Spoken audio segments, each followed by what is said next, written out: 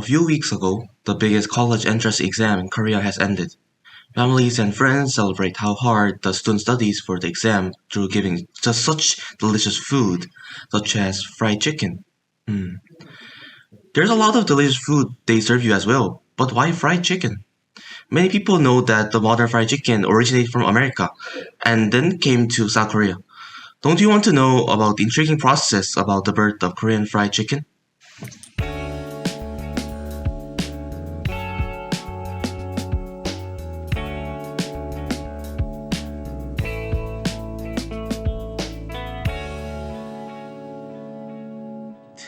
So the most relevant dish to Korean chicken originated in America.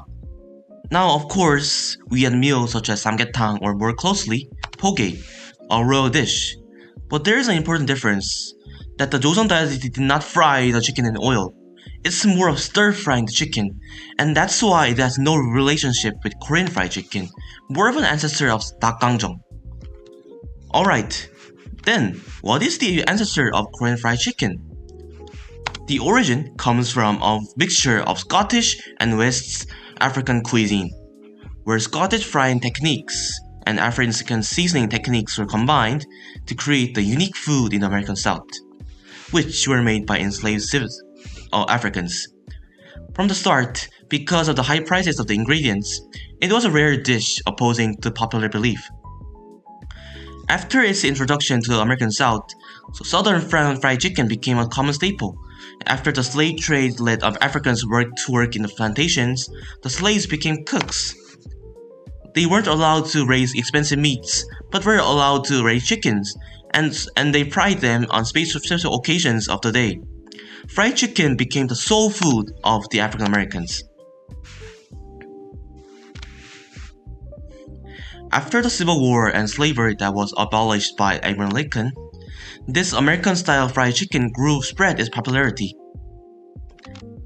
Before refrigeration was popular, and the fact that fried chicken traveled well in hot weather, and by the industrial growth reducing the costs, these made the dish gain further favor across the South, and more across America. Now, holidays such as Independence Day and other gatherings feature this dish, and after the 20th century, chain restaurants which focused fried chicken started to grow drastically, many which you followers know, such as the famous KFC and Popeyes franchises, which has both 4,186 and 3,075 restaurants in America respectively of today. Through the secret sauce of KFC and the invention of the pressure fryer by the founder Sanders, KFC was able to grow global popularity. Now, if we delve deeper, this will be America's story, not Korea's story. Let's see how this fried chicken transformed into Korea's fried chicken. Alright, let's finally delve into our main topic. Where is our Korean chicken from? Of course, there already was Tongdak in the 1960s and 1970s, which has a big difference to American fried chicken, as they did not use seasoning. Similar to how the enslaved people enjoy the food on important occasions, the role of Tongdak was not different, as we can see from literature in early Korea.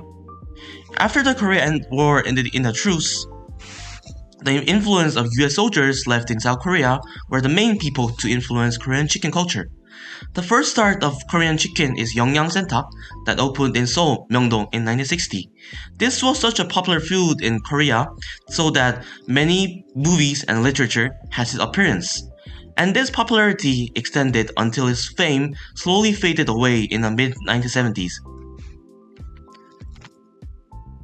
The chicken that the place made was called electric grill tongdak because it was cooked by placing it on a rotating iron bar and using a nichrome heating wire, which is called a rotisserie method.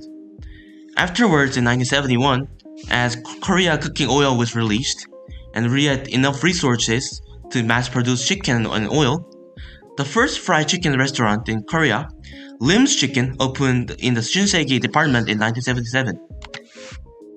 In 1979, imitating KFC's recipe, the Loteria franchise started selling chopped chicken, and finally, as KFC advanced into South Korea in 1984, fried chicken finally replaced the place of tongdak and became Korea's most favorite chicken meal. But not everyone liked Kentucky chicken. It was too greasy for the Koreans. As a buffer, the real Korean chicken, seasoned fried chicken, appeared. As a consequence, many Korean chicken brands appeared and flourished. Plus, the culture to order chicken from food took place, boosting them even more. The 1990s was the era of crispy. Beforehand, Korean chickens used water dough, but as KFC brought the wavy pattern chicken and Popeyes brought the American spicy chicken as bringing the crispy chicken and Cajun sauce, it gave great impact to the Korean chicken culture. In the mid-1990s, BBQ made the crispy chicken, but with a mild taste. The majority of Korean chicken became crispy afterwards. The biggest part of why Korea became the chicken republic is after the 1997 IMF crisis.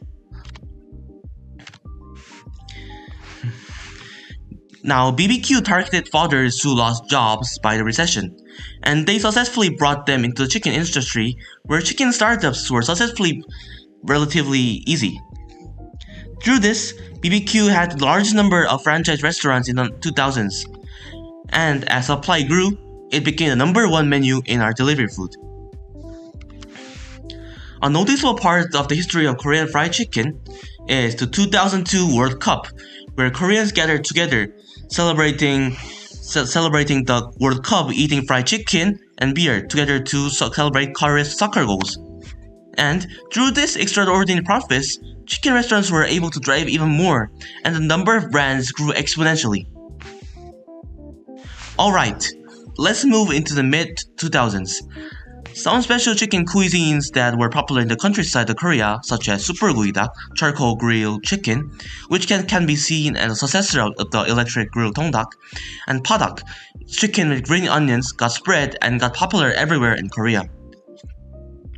The most successful food was ganjang chicken with soy sauce made by Gyochon, and as the customers' demand got more diverse, cuisines such as boneless chicken leg sets, chicken wing and stick sets got popularized. Also, as the concern for health increased, many customers tried to find fried chicken that used healthy ingredients, which on the other side, the number of restaurants who do not fry the chicken but rather cook it in an oven increased through this well-being fad. Finally, let's look at the 2010s.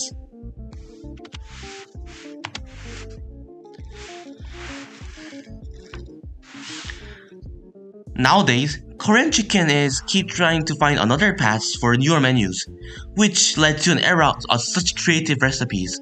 Of course, not every method was successful. But to pick two which were victorious, I would pick fried chicken with powder coating, for example, Snowing Duck from Nene Chicken and Brinkle from BHC in 2014. Also, as a Korean comedy movie, Kukhan Jigap, Extreme Job in 2019 made a smashing hit in Korea, Tongdak with galbi flavor got popularized. Even COVID-19 did not stop the growth of chicken restaurants. Through the heavy increase of demand for delivery food, the love of chicken did not wither away, even with high consumer prices. For now, there's not a mega hit chicken cuisine, but yeah, this is pretty much the history of Korean fried chicken. In the 2000s, chicken was still a specialty dish for important days such as graduation or birthdays. Nowadays, it has become a very accepted daily meal in Korea. It's now very familiar to Koreans and a food that everyone loves.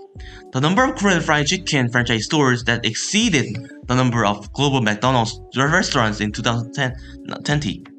With our Korean culture that families eat together and share their stories while crunching their chicken, this finalized our craze for chicken.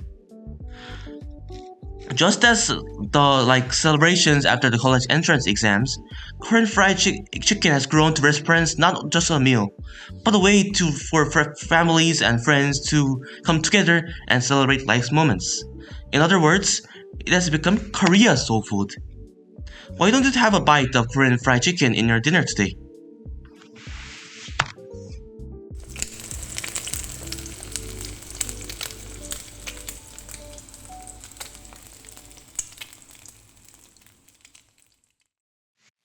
These are the sources for making the video.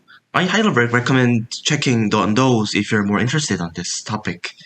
Give a like on this video and please subscribe to the channel. Thank you for watching.